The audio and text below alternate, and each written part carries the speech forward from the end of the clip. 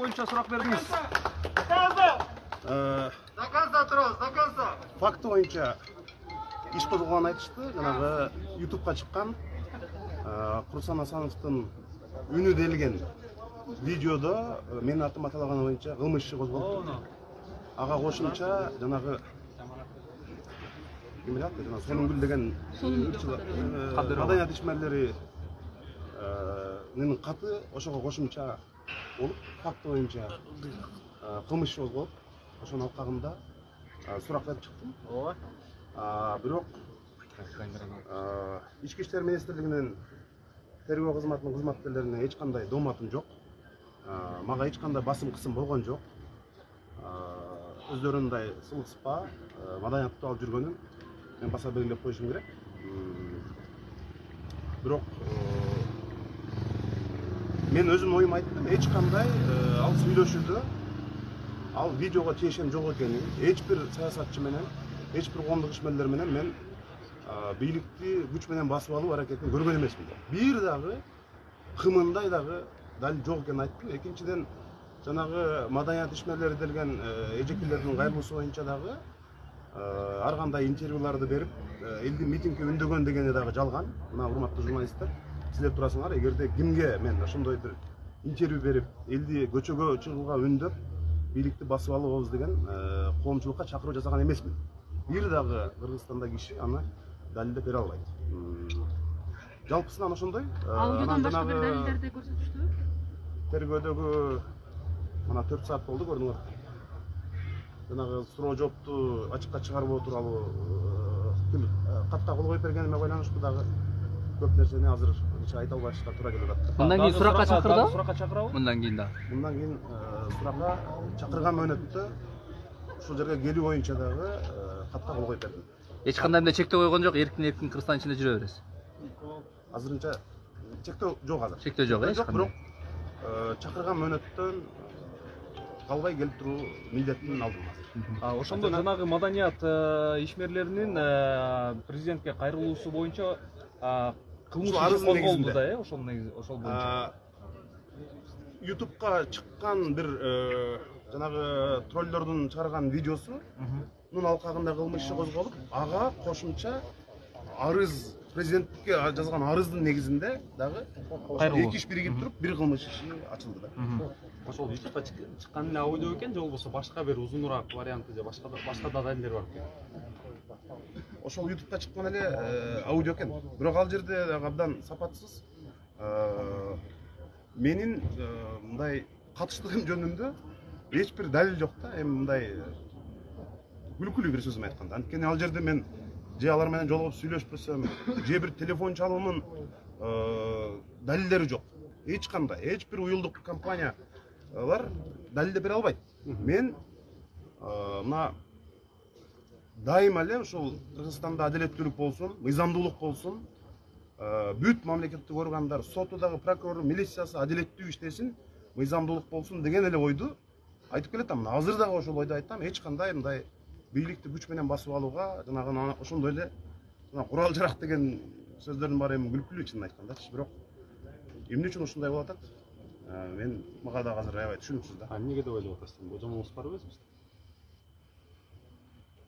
Сизди коркуттуу. Колдолду билебиз эми, бирок азыр эле мен мындай эч кандай суроо жоопторду ачыктабайм деп кол коюп бергеним үчүн, эгерде анын баарын ачыктасам азыр дагы кайра кылмыш иши козголот. Ошон үчүн азыр ачыктабай турууну туура көрүп атам да.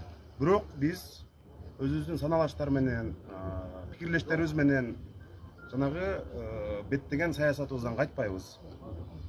Дайыма жанагындай адилетсиздиктер, мыйзамсыз камоолор, туура эмес иштер болуп атса, айтып туруудан эч качан кайтпайбыз.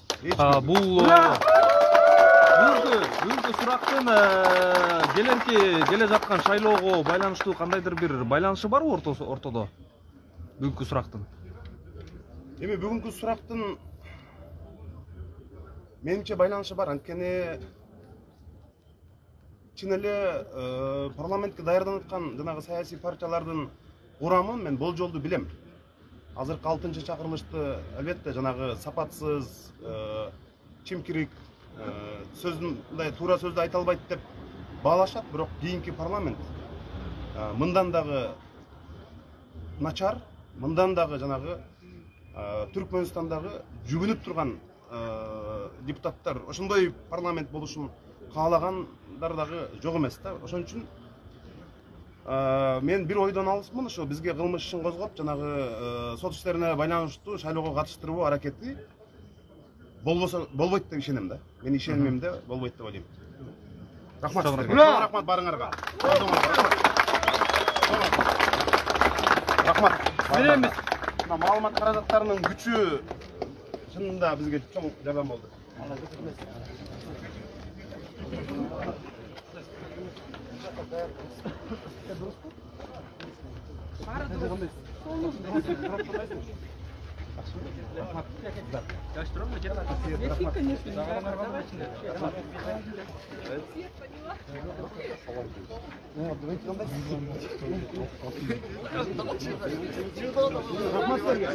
Атайын убакыт бөлүп мына фирмага жүрдүңүздөр, рахмат силерге. Баары жакшы. Бул мамлекеттик кызматкерлердин немесин көрүнүп эле беттерин. Рахмат силерге. Айтып турсуңар. Дайыр деген.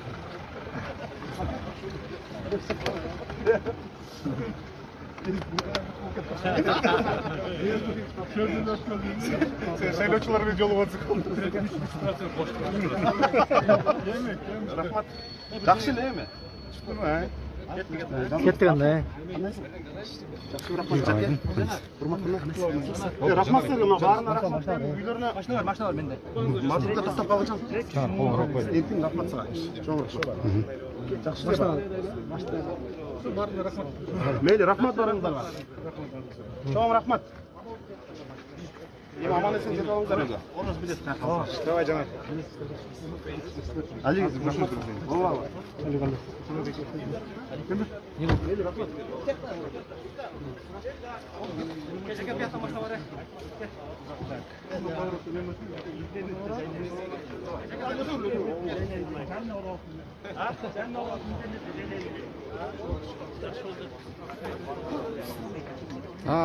Урматтуу Жалбырактын катталуучулары көрдүңүздөр. Жанар Акаев өзү айтып берди баарын. Бул жерде утопиялер топтолуп алды. Эми тарап башташты ошону менен. Эртеңки күнгө чейин жолукканча. Мелис байке.